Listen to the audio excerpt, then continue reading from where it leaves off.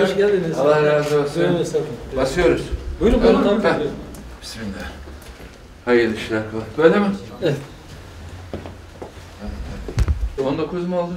Evet. 9 oldu. 9 oldu. Pardon. Bismillah. Buyurun.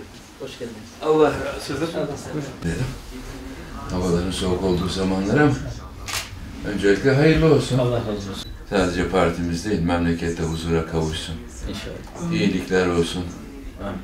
Yani gidişata bakarak endişe duymamak mümkün değil. Allah sonumuzu hayretsin. Hasanlarımız var. Hasan var. Elhamdülillah. Sen genel başkan yardımcısın. Siz de öyle galiba. Evet. Maşallah.